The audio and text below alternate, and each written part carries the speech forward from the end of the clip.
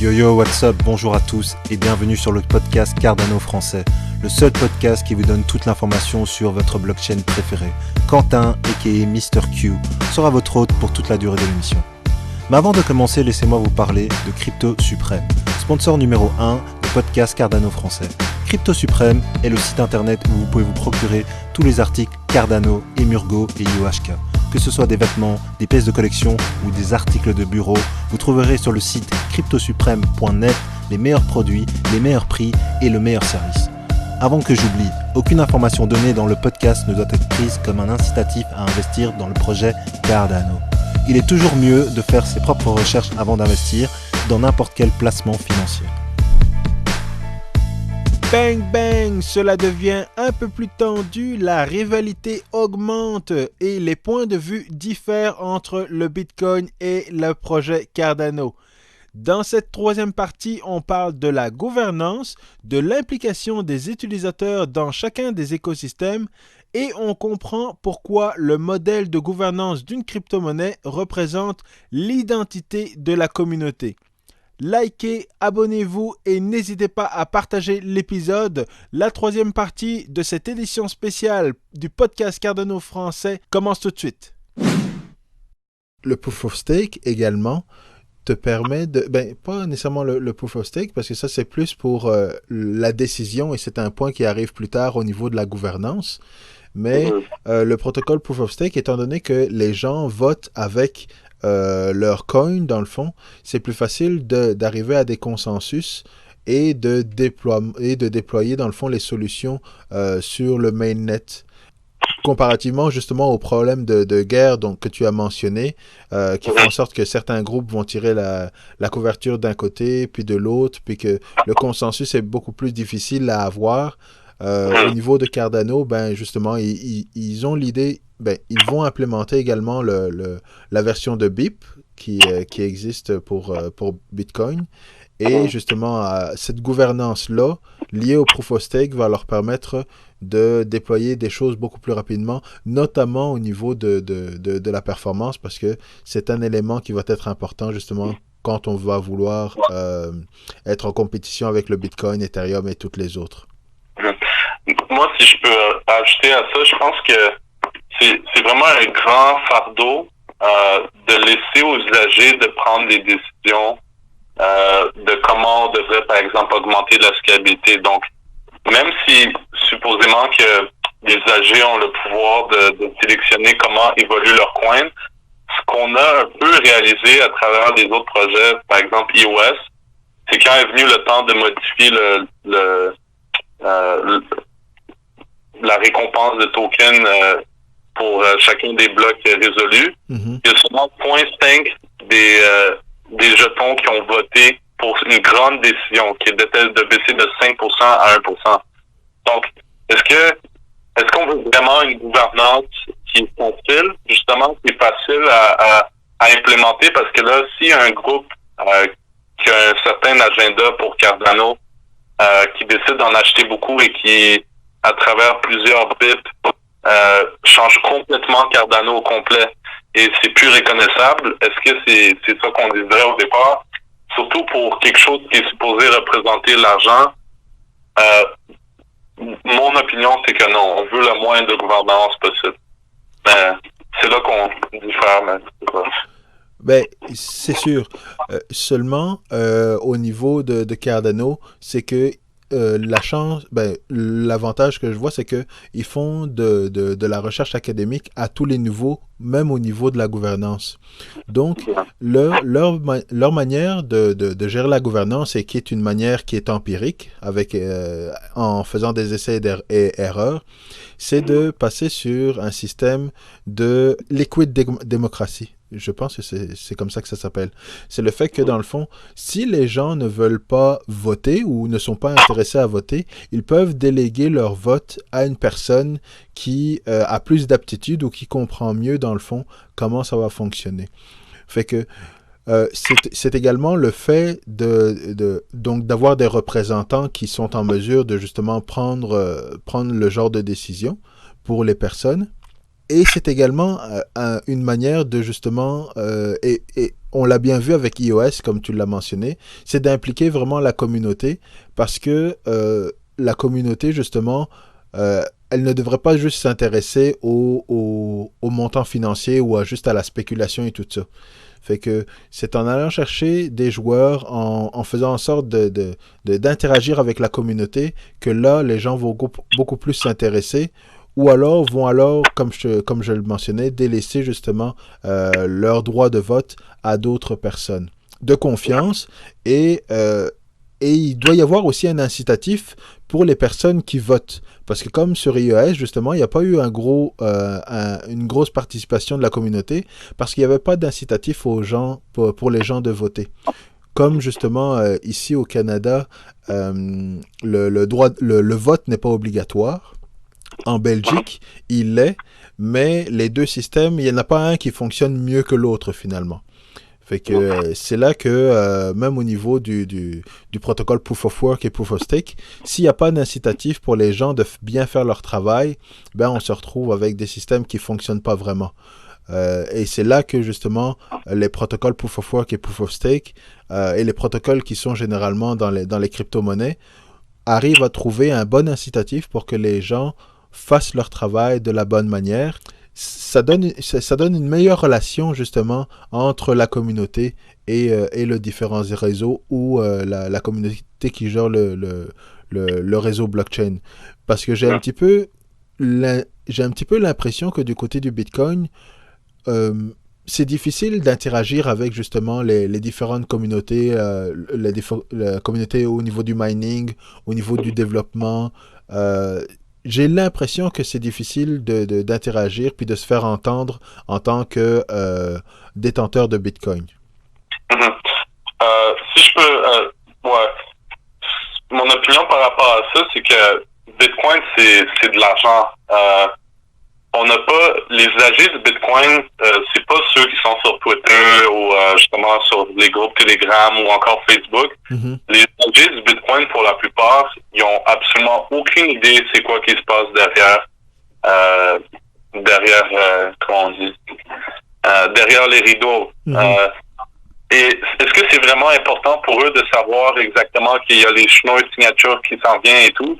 Ce qui compte pour eux, c'est vraiment que la nature du Bitcoin, telle qu'ils la connaissent, c'est-à-dire un argent qui est impossible à contrôler et qui a 21 millions de Bitcoins, c'est tout ce qu'ils ont besoin de savoir au final pour interagir avec lui.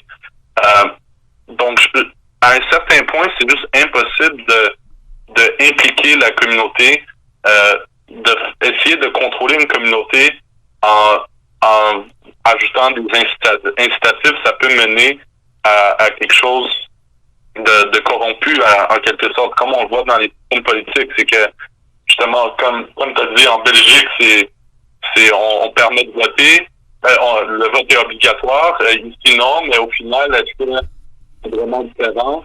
Plus ou moins. Donc, le Bitcoin, le but, c'est vraiment d'abstracter toute politique. C'est justement que les gens du Bitcoin n'ont pas besoin de s'inquiéter à propos de la prochaine upgrade, parce que de toute façon, ils vont rester compatibles. Donc, c'est toujours cette question-là. Est-ce que c'est bon de la gouvernance dans un blockchain?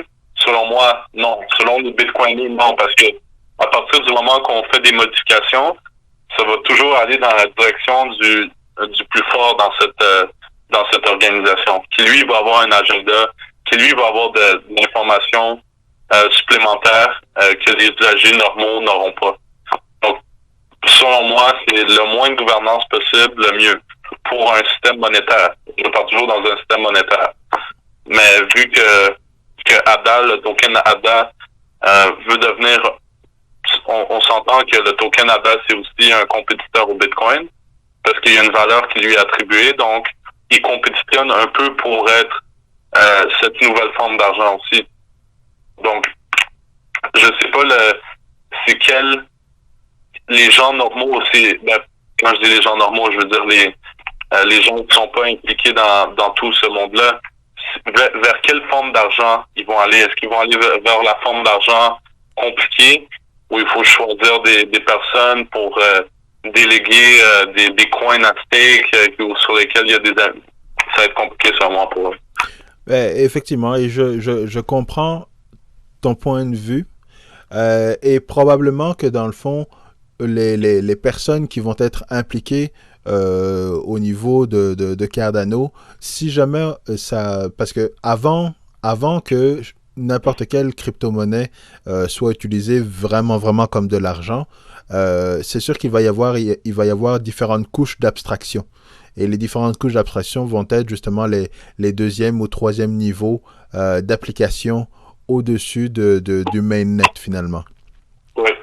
Et que oui, à ce moment-là, je te rejoins sur le fait que c'est pas nécessairement tout le monde qui doit être au courant ou qui doit voter.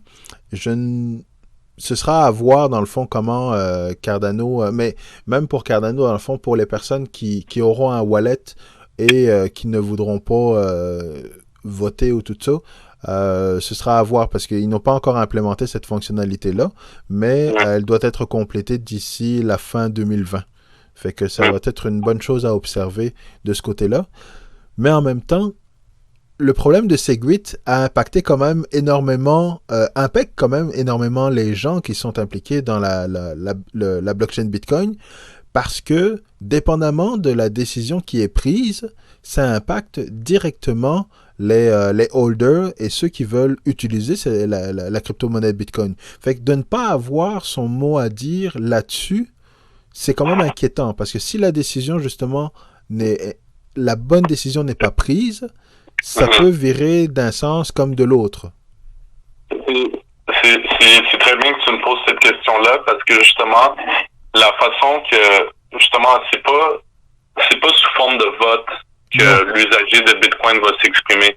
La façon que l'usager Bitcoin va s'exprimer, c'est en choisissant lui-même le software Bitcoin qui va décider de maintenir chez lui. Donc, pourquoi? En fait, quand tu as dit le problème Segwit, le problème n'était pas au niveau de Segwit, le problème était au niveau de la façon que les deux parties pensaient que le Bitcoin devait évoluer. Donc, le parti qui pensait que le Bitcoin devait évoluer sous forme d'augmentation de la taille de bloc avait sa propre version Bitcoin qui supposait être la vérité. Et l'autre partie disait non, vous n'avez pas besoin d'un nouveau software. Vous gardez le même Bitcoin software, on va juste ajouter une amélioration par-dessus, mais sans que vous deviez faire quoi que ce soit de votre côté. Comment la guerre s'est déroulée, c'est que il y a beaucoup de personnes qui ont incité les gens à maintenir leur propre nœud.